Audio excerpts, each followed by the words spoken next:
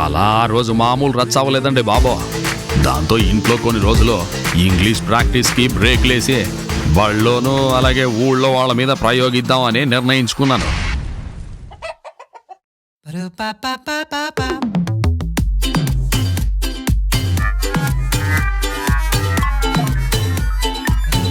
హాయ్రా పిల్లలు, I am here.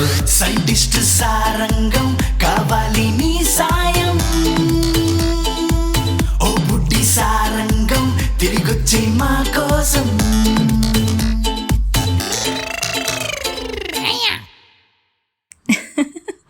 Sarangam గారు నవ్వించడంలో పార్వతీశం గారిని మించిపోయారు విక్కీ.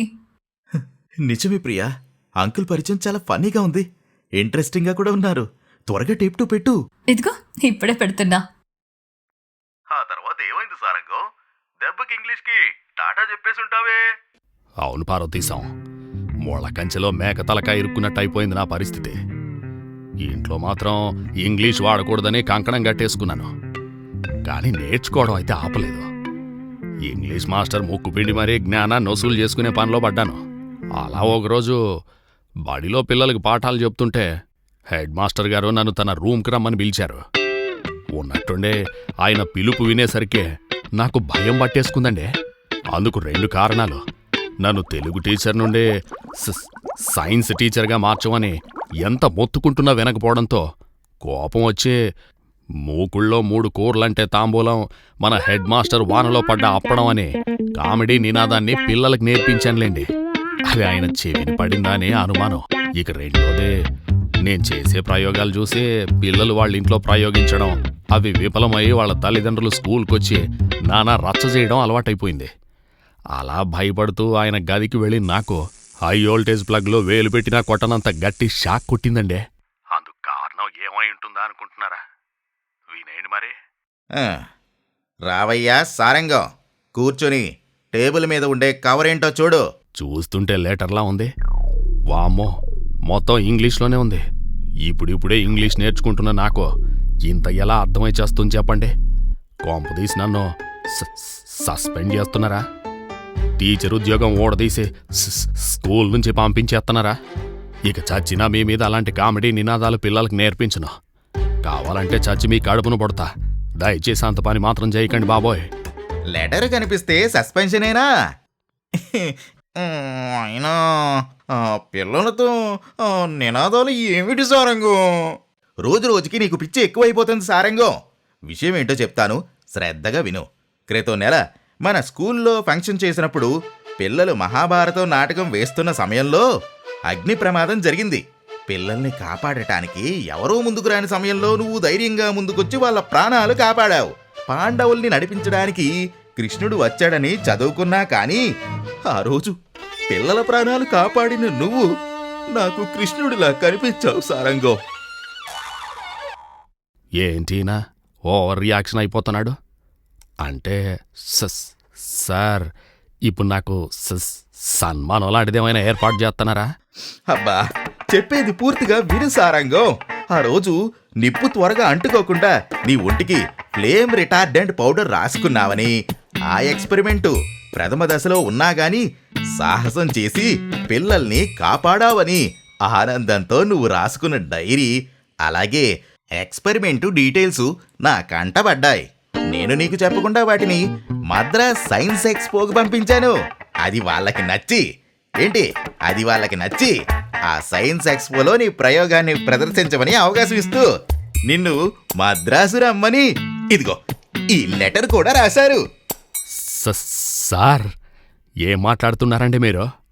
నిజంగానా? నిజమయ్యా, రేపే నీ ప్రయాణం. పొద్దున్న 6 గంటలకి ట్రైను. ప్రథమ దశలో ఉన్న ఆ ఎక్స్పెరిమెంట్ని పూర్తి చేసి ఎలాగోలో సిద్ధం చేసుకుని విజయాన్ని మూటగట్టుకుని తిరిగి వచ్చేయి. వారం రోజులు సెలవు కూడా ఇస్తున్నాను. మా హెడ్ మాస్టర్ చెప్పిందంతా ఇన్నాక ఆయన్ని ఎత్తుకుని గిరగిరా తిప్పేసి ఓ ముద్దు కూడా ఇచ్చేయాలనిపించిందండి. కానీ ఆయన తాటి చెట్లాగా పొడవుంటే నేను రాగి చెట్లాగా వెడల్పుంటాను. దాంతో కుదరదని ఊరుకున్నాను. ఇక సైంటిస్ట్ సారంగం పేరుకే శ్రీకారం చుట్టాలని నిర్ణయించుకుని వెంటనే ఇంటికెళ్ళి పని మొదలెట్టేశాను. ఫ్లేమ్ రిటార్డెంట్ పౌడర్ చేయడానికి కావాల్సిన సామాన్లు తెచ్చుకొని ఇన్ఫర్మేషన్ మొత్తం టైపింగ్ చేసి డాక్యుమెంట్స్ కూడా సిద్ధం చేసేసాను. పని మొత్తం పూర్తవడానికి రాత్రి 2 అయిందండి. ఇక 2 గంటలు పడుకొని ప్రశాంతంగా 4 గంటలకు లేచి కావాల్సినవి సర్దుకోవచ్చు అనుకున్నాను. నిద్రమత్తులో 4 కాకుండా 5కి అలారం పెట్టి పడుకున్నానండి. కాసేపటికి అలారం మోగింది. కానీ నిద్ర లేచి నాకు 2 షాకులు. ఒకటి ట్రైన్కి ఇంకా గంట సమయం మాత్రమే ఉంది. రెండోది నేను తయారు చేసి పెట్టిన ఫ్లేమ్ రిటార్డెంట్ పౌడరు మా గండు పిల్లి కిందకి దోసేసి పనికి రాకుండా చేసేసిందండి.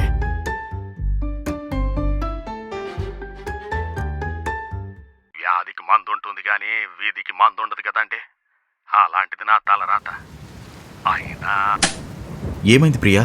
టేప్ ఆగిపోయింది. కరెంటు పోయింది విక్రమ్. ఒక్క నిమిషం ఉండు. ఈ కరెంట్ ఎప్పుడొస్తుందో ఏంటో. వచ్చే వరకు ఆగాల్సిందేనా? ఇంట్రెస్టింగ్గా ఉన్నప్పుడు కట్ అయిపోయింది. ఛా! ఇలాంటిదేదో జరుగుతుందని ముందే ఊహించి బ్యాటరీస్తో వర్క్ అయ్యే ఈ బుల్లి రేడియో పట్టుకొచ్చా. గమ్మత్తేంటంటే దీనిపైన గిఫ్ట్ ఫ్రమ్ సారంగం అని ఉంది. సరే, లేట్ చేయకు. త్వరగా క్యాసెట్ పెట్టు. కాస్త వెనక నుండి పెట్టు, బాగా అర్థమవుతుంది. నేను తయారు చేసి పెట్టిన ఫ్లేమ్ రిటార్డెంట్ పౌడరు మా గండు పిల్లి కిందకి దోసేసి పనికి రాకుండా చేసేసిందండి. వ్యాధికి మందు ఉంటుంది కానీ వీధికి మందు ఉండదు కదండి. అలాంటిది నా తలరాత. అయినా తెలివి తక్కువడే ఒకదాన్ని నమ్ముకుంటాడు. నా అలా తెలివైనోడు కాదు. అందుకే ముందు సూపుగా కొంత భద్రపరిచానులేండి. ఇక బయలుదేరే ముందు మా నాన్న కాళ్ళకి దండం పెట్టుకున్నాను. మా అమ్మ ఎలాగో తిడుతుందని తెలిసి వినపడకుండా చెవిలో దూది పెట్టుకున్నాను. నా కామాక్షిని ఎదురు పిలిచి శ్రీకాకుళం రోడ్డుకు బయలుదేరాను. అక్కడి నుండి వాల్తేరు, అదేనండి మన విశాఖపట్నం, అక్కడి వరకు ప్యాసింజర్ రైలు ఎక్కి వాల్తేరు నుండి మద్రాస్కి ఎక్స్ప్రెస్ రైల్లో వెళ్ళాలి. కింద మీద పడి ఎలాగోలా వాల్తేరు వరకు చేరుకున్నానండి. మద్రాస్కి ట్రైన్ టికెట్ తీసుకుని సరిగా నిద్ర లేకపోవడం వల్ల హాయిగా నిద్రపోయాను. దాదాపు ఇంకో 14 గంటల్లో మద్రాస్ చేరుకుంటాననగా అప్పుడు ఎదురైందండి ఒక సమస్య. ఆ 14 గంటలు నేను చేసిన అడ్వెంచరు మామూలుది కాదండి బాబో. విషయమేంటంటే నిద్రలేక కునుకేసి కళ్ళు తెరిచి నాకు గుండెల్లో అణుబాంబు పేలినంత పనైందండి. నా బ్యాగ్ ఎవడో దొంగ వెధవ కొట్టేశాడండి. ప్రయాణానికి కావాల్సిన డబ్బులు, బట్టలు, మరీ ముఖ్యంగా సైన్స్ ఎక్స్పోలో నేను ప్రదర్శించాల్సిన ఎక్స్పెరిమెంట్ మొత్తం అందులోనే ఉందండి. ఎచ్చులకు వేటపాలెం పోతే తన్ని తలగుడ్డ పెరుక్కున్నారట. ఏదో సాధిద్దాం అనుకుంటే వీధి రాతలో ఇలా సిక్కుకుపోయానేంటి. తరువాత ఏం జరిగింది?